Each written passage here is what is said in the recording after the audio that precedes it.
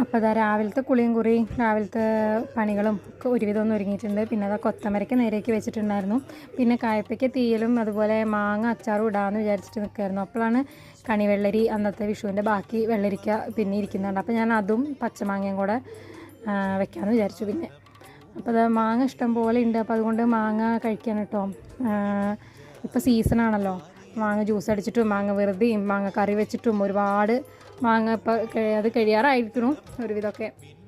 ഇത് പിന്നെ ശ്രീകുട്ടിക്ക് ഇന്ന് അമ്മ അടിച്ച ഉടുപ്പാണ്.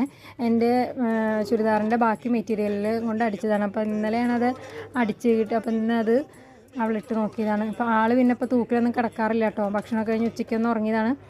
തൂക്കിൽ കിടക്കാറില്ല, ചൂടും കൊണ്ടായിരിക്കാം. പിന്നെ വൈകുന്നേരം ഞങ്ങൾ ഇന്ന് നടക്കാൻ പോകാറുണ്ട്. അപ്പോൾ ഇന്ന് കടയിലേക്കാണ് പോയിട്ടുണ്ടായിരുന്നത്. അപ്പോൾ കടയിൽ പോയി ഞാനും ശ്രീകുട്ടിയും കൂടിയാണ് പോയത്. അവൾ വരുന്നതിൻ്റെ മെയിൻ ഉദ്ദേശം തന്നെ ചോക്ലേറ്റോ ഐസ്ക്രീമോ എന്തെങ്കിലും വാങ്ങാനാണ്. അപ്പോൾ അങ്ങനെ ഞങ്ങൾ സാധനങ്ങളൊക്കെ വാങ്ങി പിന്നെ ശ്രീകുട്ടിക്ക് ഒരു ഐസ്ക്രീമും വാങ്ങിയിട്ട് അങ്ങനെ ഞങ്ങൾ തിരിച്ച് വീട്ടിലേക്ക് വന്നു.